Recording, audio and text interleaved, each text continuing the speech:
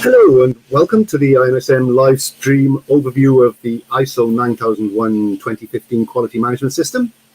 The benefits to your organization of the ISO 9001 Quality Management System and how IMSM can help with its implementation. So what we'll be looking at today is this ISO 9001-2015 Quality Management System. We'll have a brief overview. We'll look at the process approach, the plan, do, check, act methodology, the risk-based thinking, and the management principles that are in the basis for the 9001-2015 Quality Management System. We'll look at the clause structure, and brief overview of each of the clauses, and then finally, where does IMSM fit in?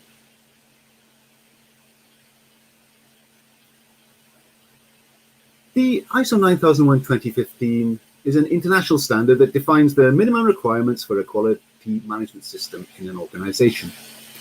So your organization's quality management system would comprise the organization's policies, their procedures, and other internal requirements that ensure customers' requirements are met with consistency. And this is the important piece, this consistency. It can be applied to all types and sizes of organizations, whether they produce a product or a service, and then it also includes processes for continual improvement of the system. This is one of the most important pieces of the ISO 9001-2015 Quality Management System, in my opinion. The ISO 9001-2015 Quality Management System standard it adopts a process approach. And a process is just the transformation of inputs into outputs. So, and within your organization, you have to look at several of these linked activities where you have a series of inputs resulting in an output, and then those outputs then form the inputs into other systems. So, for example, if you're in a manufacturing environment, you may have a whole load of purchased items which you put together as sub-assemblies, and then those sub-assemblies are subsequently put together to form your final assembly, which is then delivered to your customer. So as you can see, then an output from one process then could often then form the input into the next. And so if we look at the process approach, then I like to think about the, I'll take a food analogy, if you like. Before we just look at this, let's just think about the process approach again. I take a food analogy, and that is my porridge making. If you came to my house, you could audit my porridge making because I do it exactly the same way every single time. I use the same number of ingredients, and the output is consistent. And in an organization, if we think about this, then what we are looking to produce in all of the things that we provide to our customers is something that is predictable and consistent. So when I do my porridge, I have my set of utensils. My pots and pans are always the same. I use 1 cup of oats and 5 cups of milk, and I slowly bring it to the boil, and the output is always the same. Now, my wife, on the other hand, has a slightly different approach, and she puts enough oats in, as many as she thinks is enough. Then she'll take the milk and just pour the milk in, and it comes out different every time. Now, that's not to say that my wife's cooking is not very good. My wife's cooking is, in fact, very good. And within the domestic environment, it's never boring because it's always different, right? So she can put the same ingredients together, but in slightly different quantities and vary this. But the output is, in a way, unpredictable and different. And as I say, she is an extremely good cook. And in that context, it's very good. As I say, it's never boring. But if you are in a manufacturing environment providing parts and products and services to customers, what you're looking for is a very consistent output to the customer, that you can predict what the customer is going to get. And so in this way, then, this process approach, looking at a holistic approach to your whole organization and the way it performs its activities, this then gives you your consistency in order to be able to predict what the customer is going to get. So here we have then the plan, do, check, act cycle. And right in the middle there, we have the leadership. So this is the leadership of your organization. And here we look at our customer requirements. So we're thinking about what our customer wants and what we're going to produce and give to the customer. And in doing that, then we need to plan. So we do our planning here. And then we need to see what resources we need in terms of people and utilities and infrastructure in order to be able to provide those things to the customer. Then we have to measure what we are giving to our customer so we know what the performance is of the product and or service that we are providing to the customer. And through these operations, then we then have our results, which are the products and services which we deliver to the customer. And then we then have some satisfaction, customer satisfaction, looking at the results of what we have done. And then we feed that back into the organization's processes, make adjustments as necessary, and then start again and go around that. And as I say, in the middle, there are the leadership right in the middle. Now, I just had a question about whether it's good for organizations of 10 people or less.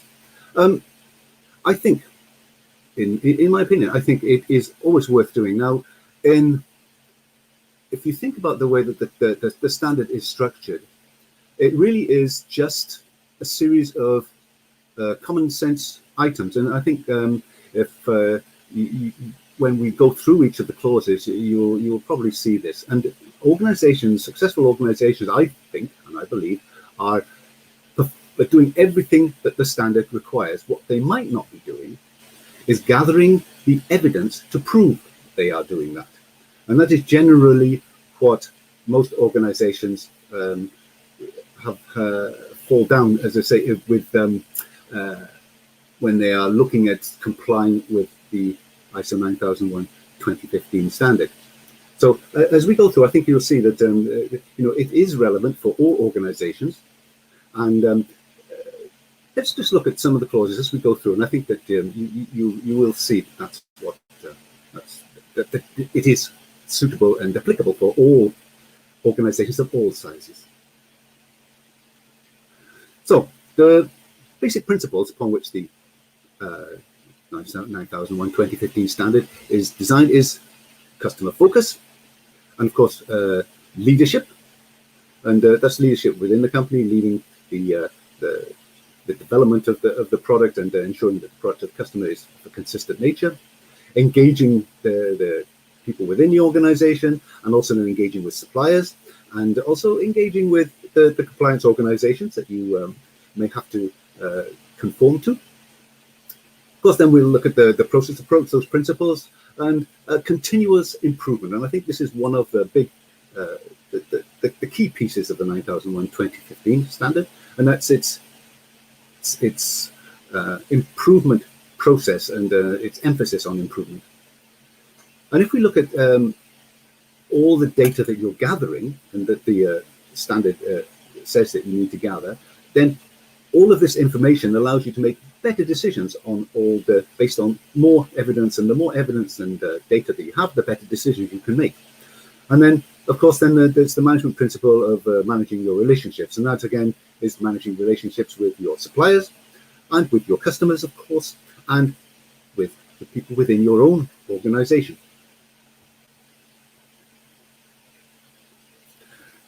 So the most recent standards, the ISO 9001:2015 standard, the 14001 environmental standard, the 45001 occupational health and safety standard, and other standards, the energy standard 50001, for example, as well as many others, now follow this, what they call the high-level structure, the Annex SL. And you will see that each of the clauses has a specific title now. So clause 1 would be the scope of the particular standard. Clause 2 is the normative references for that particular standard. Clause 3 would be some terms and definitions. Clause 4 then starts the meat of the standard, which is the context of the organization. And then clause 5 looks at leadership within the organization. And clause 6 looks at planning. Clause 7 looks at support. Clause 8 looks at operation. Clause 9 is performance evaluation, and clause 10 is improvement. And if you remember the diagram that I put out there, all of those clauses are shown in there in the plan, do, check, act cycle. Now, if we look at the clause 4, the start of the main bulk of the organization, we look at the context of the organization.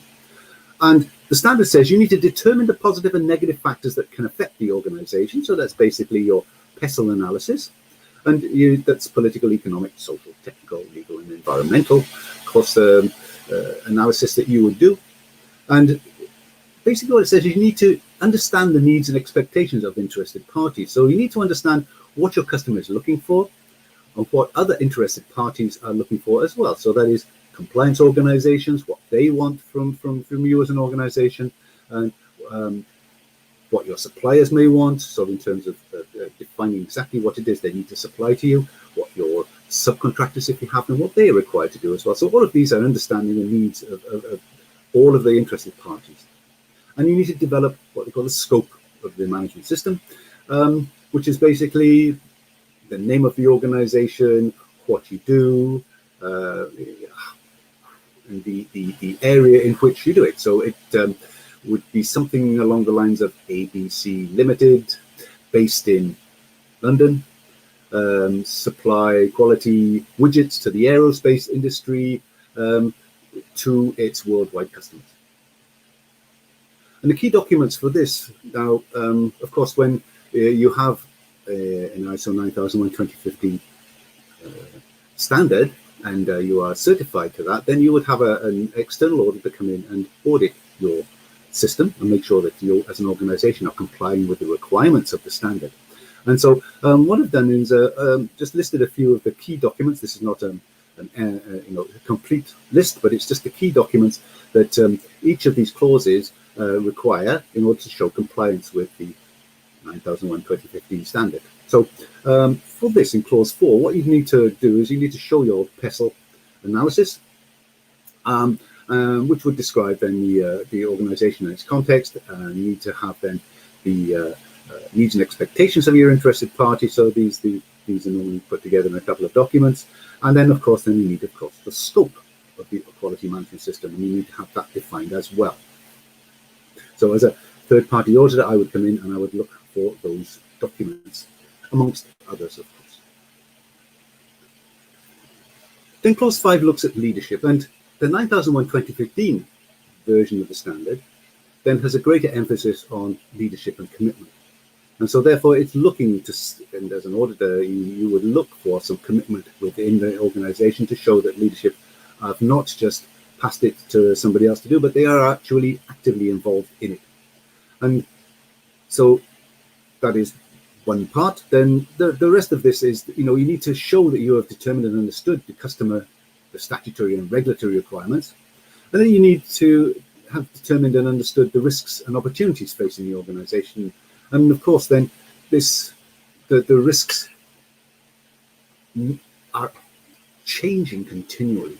I mean, 2 years ago, who would have had a pandemic in their risk and opportunity register, right? And then looking at how they might mitigate the risks of the pandemic, and thought about the risks to the organization of a pandemic occurring. So, but now organizations have to look at the risks of a pandemic and the risks of the current pandemic to their organization. Some organizations have had, in certain areas of the economy, have been hit extremely hard, whereas others have faced booms. So it's very difficult. And these sort of risks need to be understood by an organization in order to look at ways that they might mitigate those risks. So, and you need to have established a quality policy, and this is where you define, what the company does and how it does it. Now, this is the question of what type of businesses would likely have an ISO 9001 standard. That's an interesting question. I say in a lot of cases, the motivation for going through an ISO 9001 and an implementation of ISO 9001:2015 or any other standard is often a requirement of the customers. However, I think in general, it's a good thing to have, because I think I mentioned earlier on, organizations that are generally successful are doing all the things that the ISO 9001:2015 standard requires.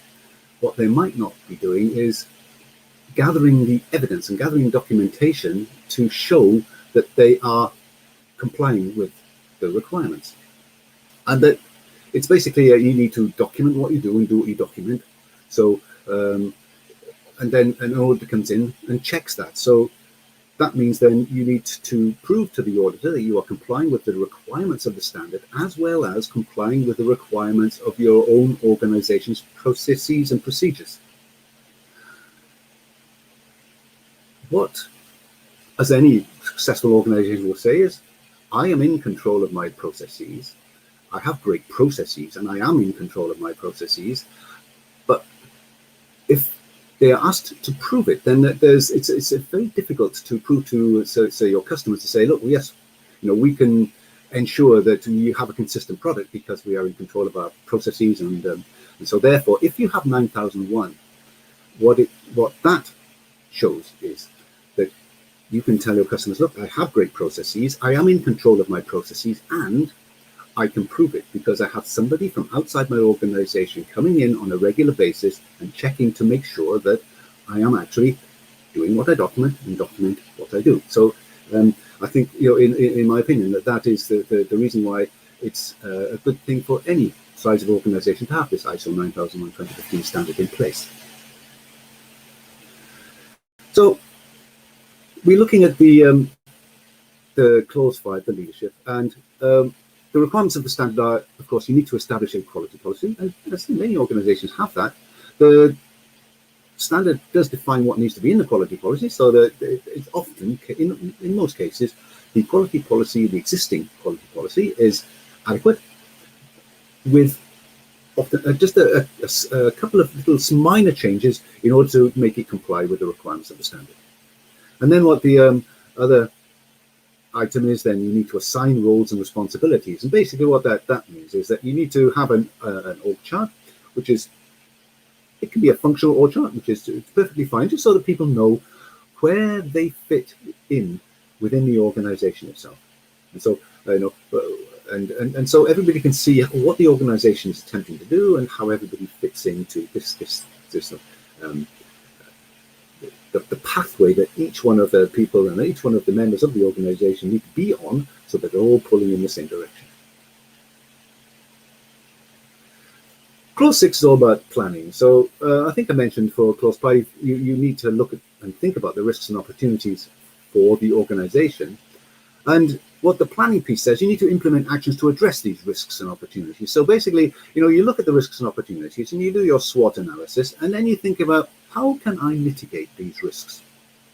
Now, some risks are obvious ones, then there are obvious mitigations, but some then there might be risks that you are unable to mitigate.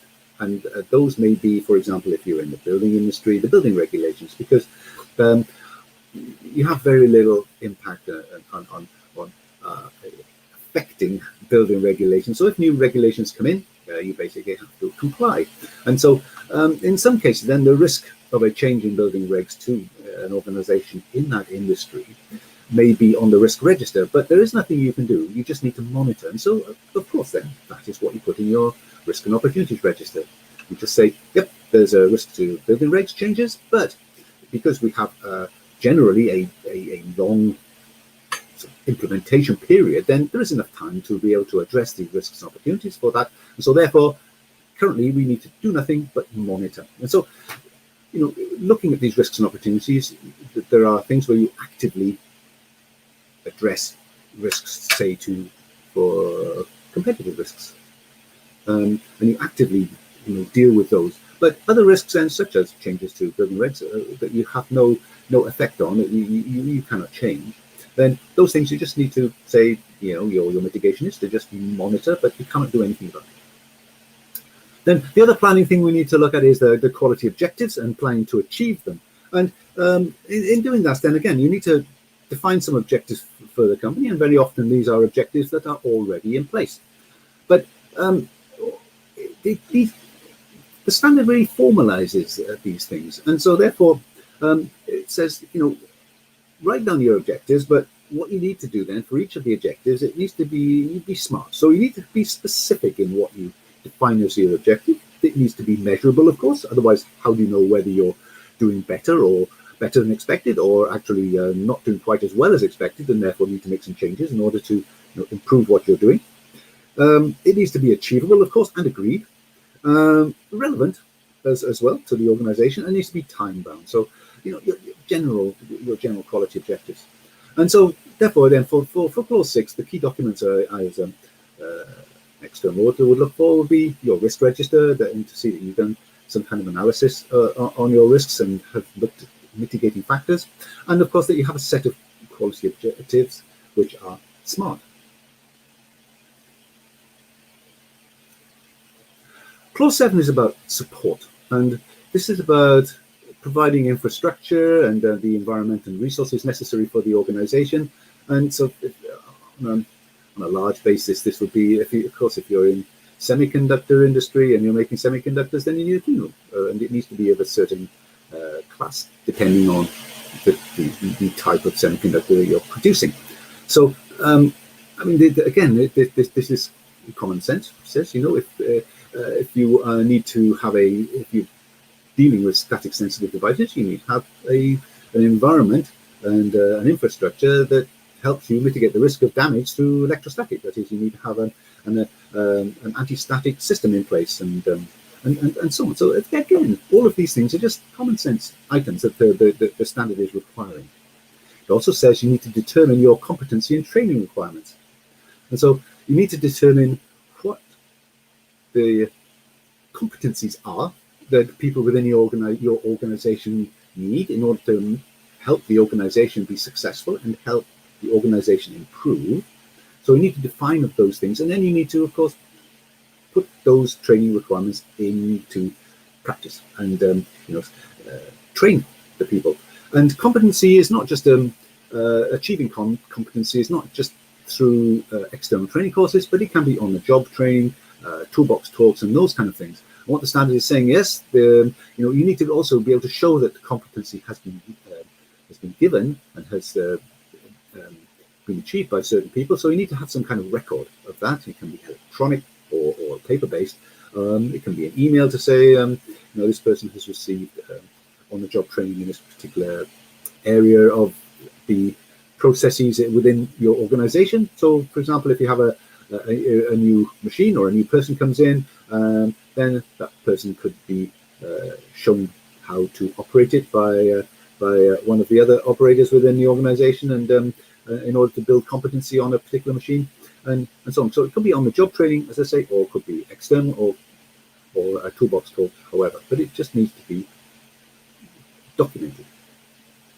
And clause 7 also says you need to build awareness of the quality management system throughout the organization. So things like you have your quality policy posted in the office area, in the reception area, and just make sure, or the manufacturing area, make sure that everybody within the organization understands that you have a quality management system.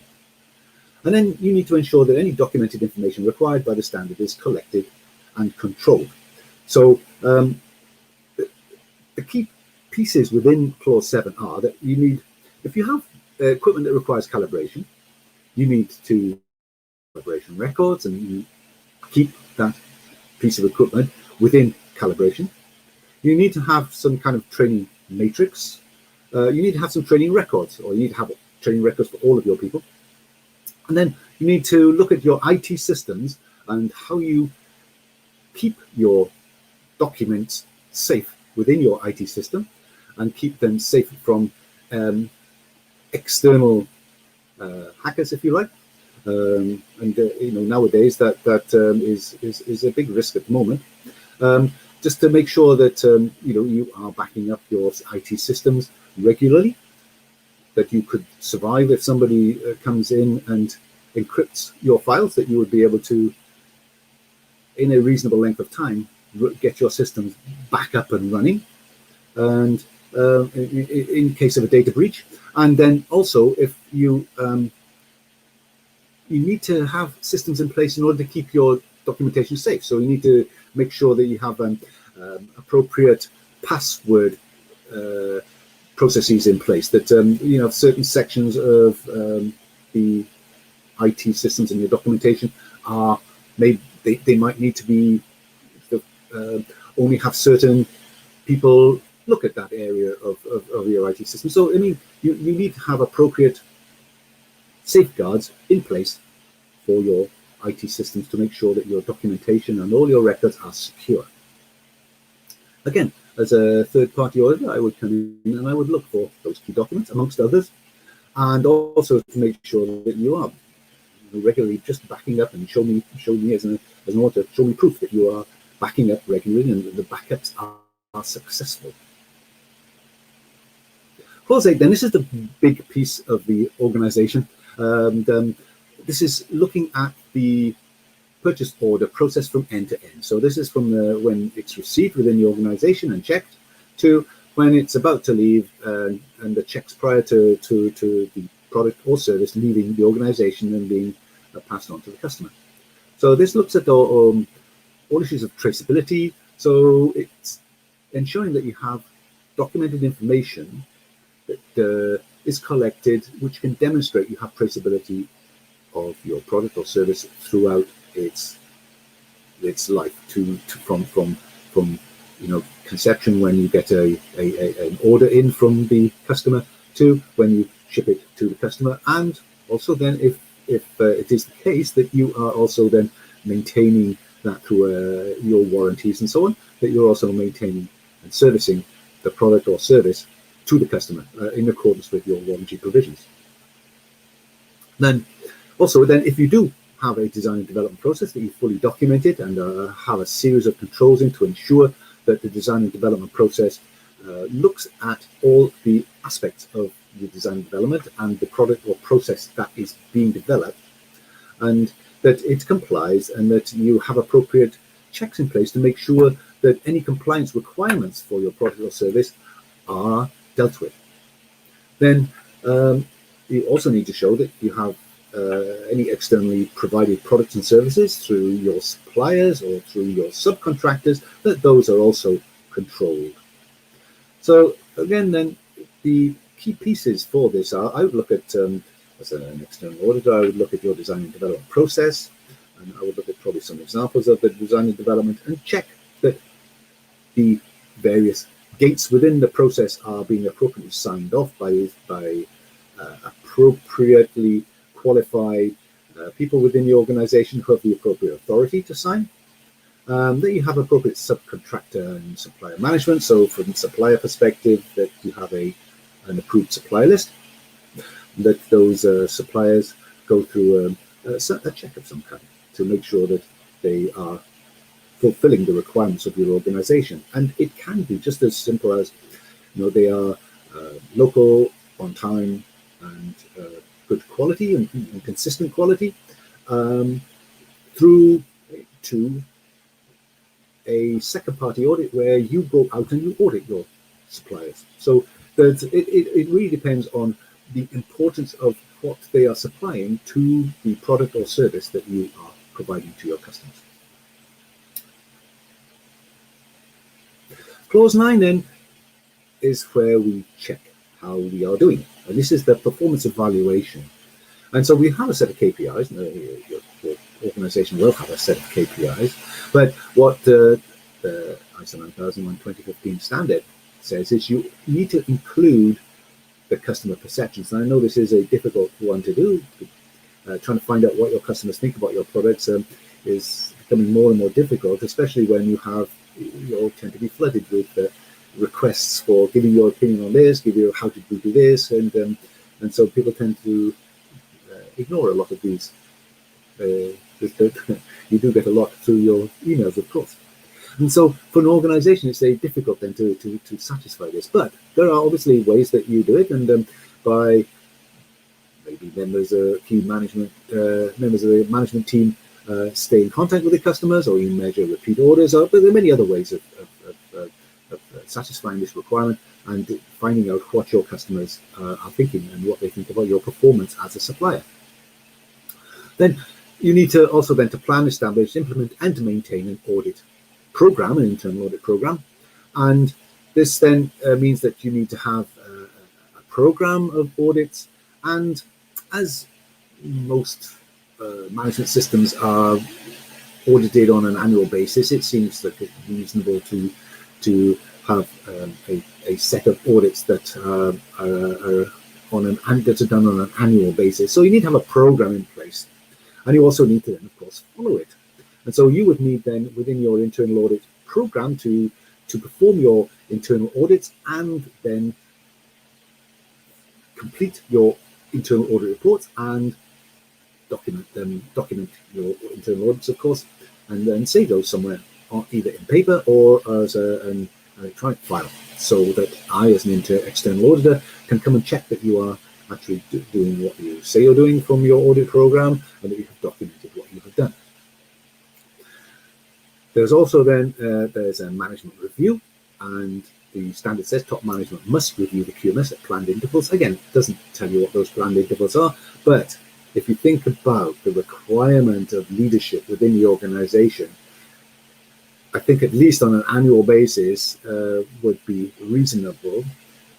If you don't do it on an annual basis, there is the thought, well, it's, you know, there's not much leadership, and the leadership doesn't really care much about the QMS. So you know, so in order to show that there is a commitment, then top management must review the QMS at planned intervals, and at least annually would seem reasonable.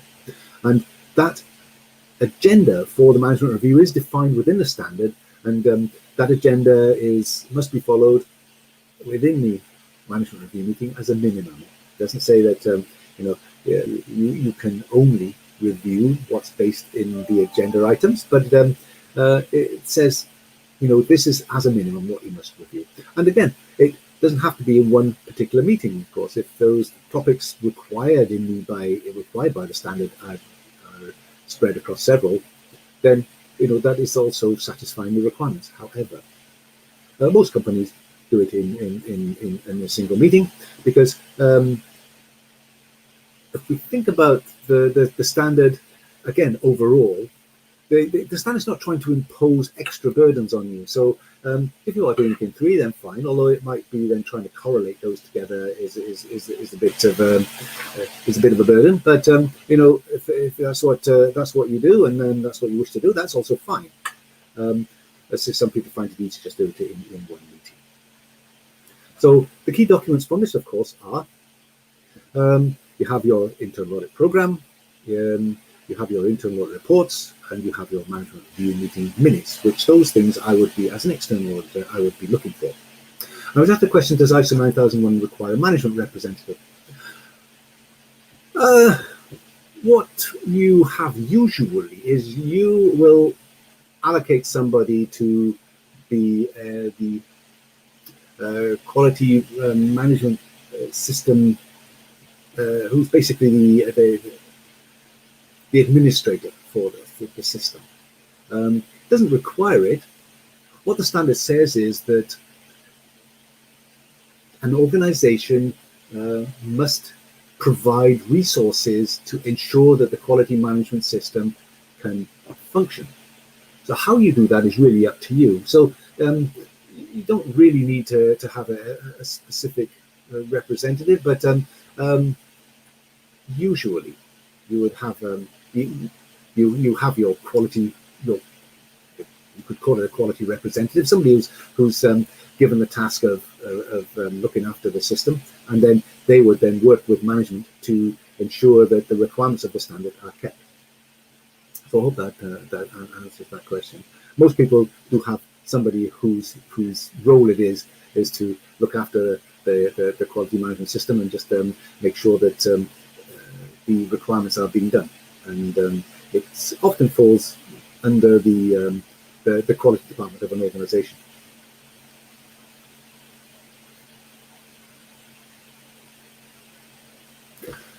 Clause 10 is all about improvement, and this is, in my opinion, this is the most important piece, because organizations need to continue to improve if they're going to keep ahead of the competition. And the 9001 standard says that you really need to make sure that you look for opportunities for improvement. And in the internal audit system, the key piece of that, in my opinion, is the opportunity for getting items and ideas for improving what the organization does.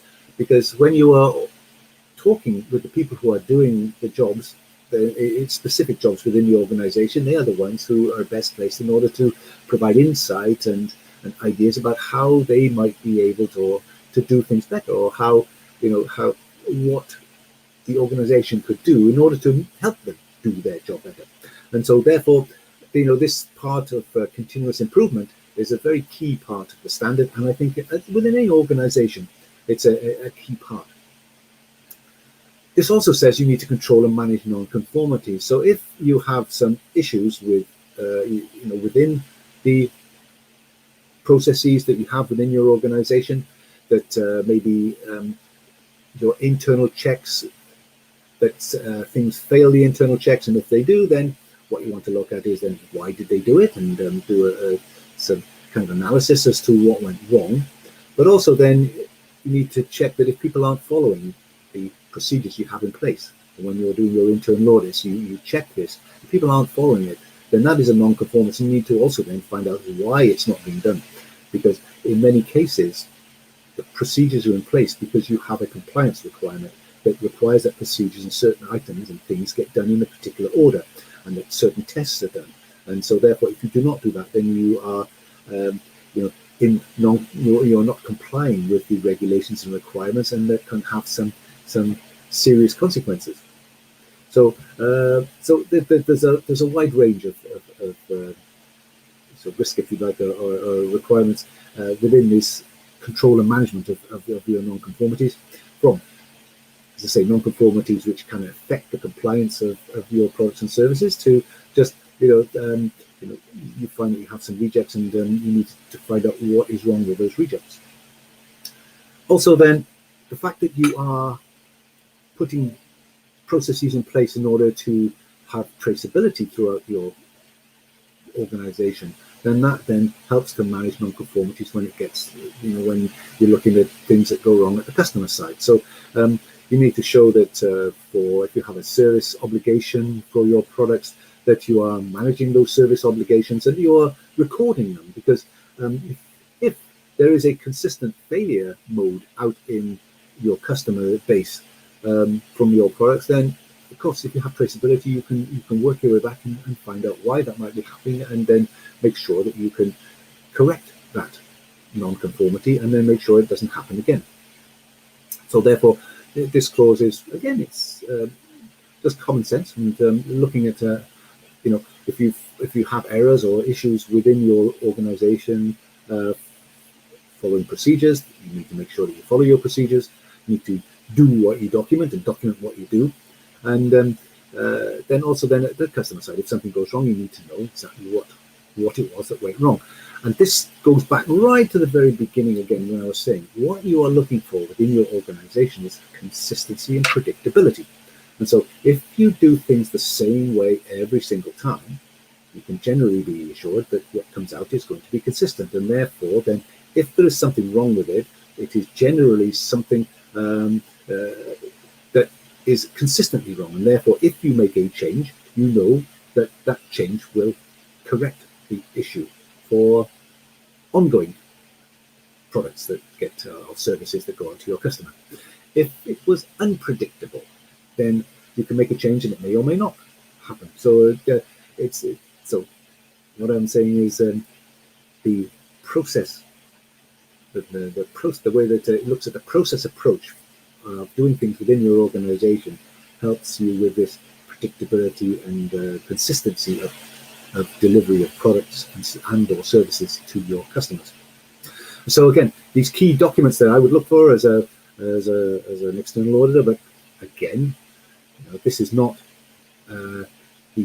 every single document. It's just the key ones I look for is I would look for your improvement opportunities, that you've documented those, and that you have a non-conformance register, and the non-conformances, if you have them, would be written down together or documented together with a root cause analysis and any corrective actions, plus then, of course, a review of those corrective actions at a later date to ensure that what was put in has actually corrected the issue over a long period of time. So that's just a brief overview of the standard and the, the major requirements of each of the clauses. And so just a brief overview of where IMSM would fit in. And IMSM has worked with over 12,000 organizations globally, so it is a global organization. It does have a well-practiced approach to implementing management systems and supports in every step of the way there. I've been on both sides of this. I've had IMSM come in and implement a management system in an organization that I was in, and also as an independent auditor. Then I have also implemented, on behalf of IMSM, I have implemented 9001 management systems. And so what happens is that if you're looking to implement 9001, IMSM will, within an initial consultation, look at the gaps within your management systems. And mostly, in my experience, it is generally just documentation.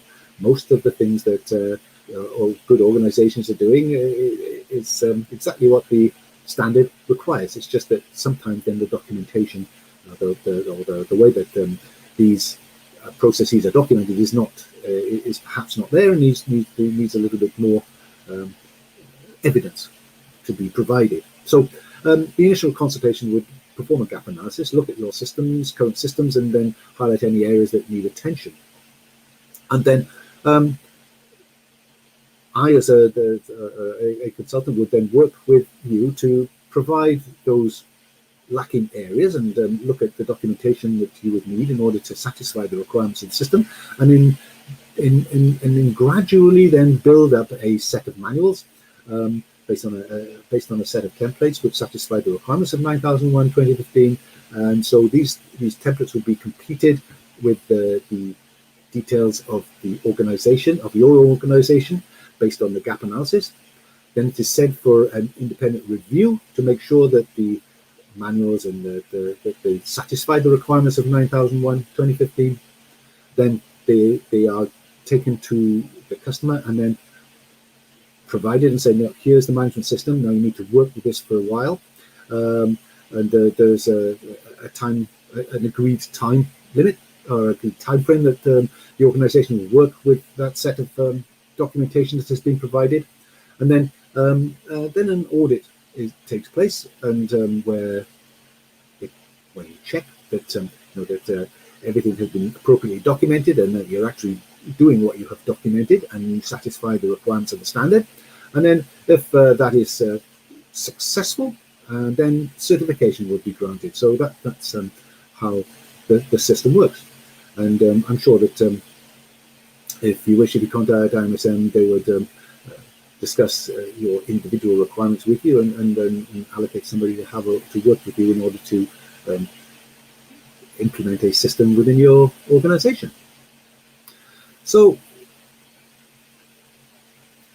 if hopefully I've managed to using the 14,001 approach, there is the 9,001 and 14,001 can be actually can be looked at together. Often many companies have both. The environmental risks are one set. You can have one risk register. If this is the meaning, if you have a 9001 system, you're looking at business risks and some compliance risk, which does translate actually into the 14,001 environmental risks, of course. But 14,001 has a greater compliance for environmental and the environmental checks and your emergency procedures that are audited. And so therefore it's slightly different, but the way that the standards have been built now with this Annex SL is that you could have a single quality and environmental policy. You can have the needs and expectations of interested parties can be expanded slightly from the 9001 to include and those needs and expectations which become compliance obligations. And so you need to define that. So from you can the idea of the Annex SL is that you can actually combine the systems and have integrated management systems, and so therefore you can manage risks, and you can have objectives which are quality and environmental objectives. You have those, one objectives document. You can have you combine the agenda items for 14,001 and 9,001. You could have a combined quality and environmental management review, provided each of the agenda items for each of those standards have been covered in there. You could have a combined set of internal audits as well. So yeah, the redesign through the Annex SL for the standards is intended to allow a cleaner and smoother integration of multiple standards to try and reduce the burdens of separately managing the standards. So you can do that. Again, though, you need to so when they say document what you do and do what you document, then yes, you need to follow the requirements of each of the standards. So you need to look through and make sure that you are following that. So do you think a business? Another question is, do you think a business would be more likely to be considered for a contract or tender if they were ISO 9001 certified? That's an interesting one. If you think about when you're choosing a supplier, and if you have two suppliers that are equally qualified, but one has 9001 and one does not. I think just from my perspective, I guess, all other things being equal, I think that the 9001 standard, if you understand the 9001 standard, and if you think about how I think and how I defined it, is that we're a great company. We have all appropriate processes and procedures in place for our products and services that we are delivering, and we can prove it. And that "and we can prove it" piece is what I think gives the edge to a company with 9001 against a company without, all things being equal, all other things being equal. So I think if you had, as I say, two identical companies, and one had it and one didn't, I from my perspective, I was thinking about making the decision, and everything else was fine, but one had and one hadn't, I would probably go with the 9001, because I would know then if I wanted to, if I really wanted to check, I could go into that company and I can check on the procedures, of course. But it would be that I could, as somebody who would be looking to have a supplier, looking at the differences and say if everything else was equal, I'd probably go with the 9001 because they have sort of formal procedures and checks and balances in place, as well as an external third party who comes in and checks as well. So I think that would be that's my opinion.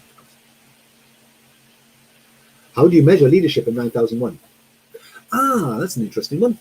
Well, as a me personally, I would generally look to see if you're serious. Then obviously you will sign your quality policy, and I generally look for that to be done at the management review meeting, because you are required to check your policy and reaffirm that the policy is appropriate. And so, therefore, if you really, if you really are serious about this, then the very simple thing of just making sure that you sign it and it's done on an annual basis at least at the management review meeting, then that shows at least that there is a commitment to it.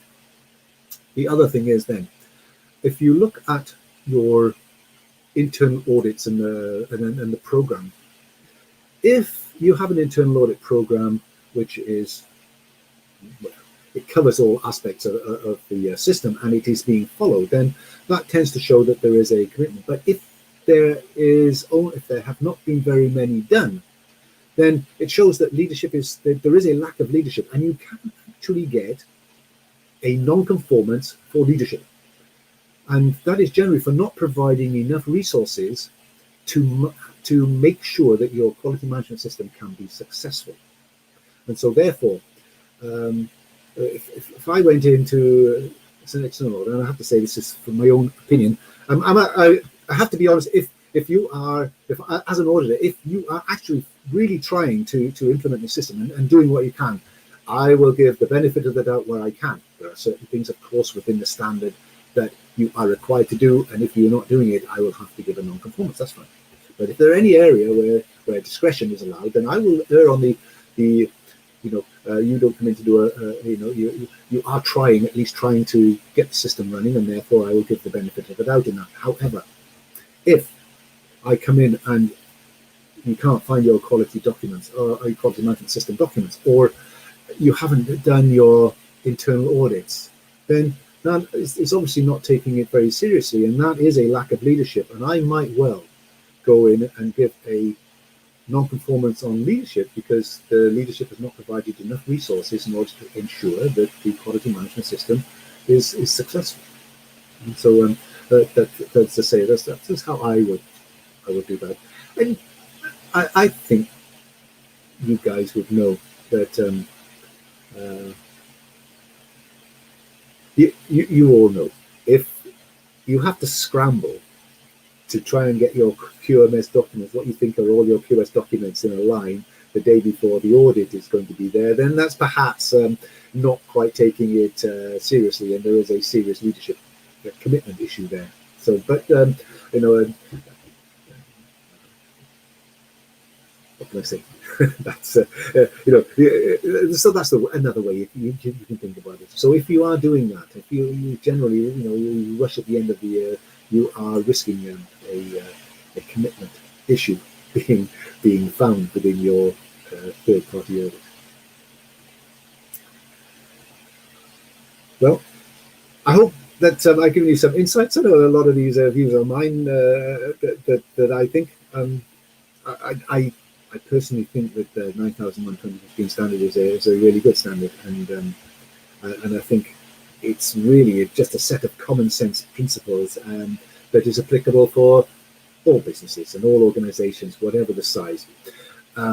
If you think about the small businesses, perhaps especially, because it's such a busy world out there, and there's often small businesses are always running and running and running. What the standard is saying to those small businesses, look, you need to just at least stop occasionally, step back a little bit, think about what you're doing, think about the risks to the business, think about what you want, how you want the business to grow, what your objectives for the business are, and then document that, and then check and see how you're doing against your thoughts and that. So I think that is one of the great things about the 9001 2015 standard, is that it just says, whatever business you're in, however large you are or small you are, you should, from time to time, just take stock of what you're doing, think about what you're doing, have a look at what you're doing, and think about how you might be able to do things better, or how you want to plan to move forward with your business. So if there's no more questions, if you have any questions later on, just feel free to email IMSM and ask the questions, and I'm sure that they will get back to you. So I thank you very much for your attention, and it has been my pleasure to be with you for this presentation, this live stream presentation.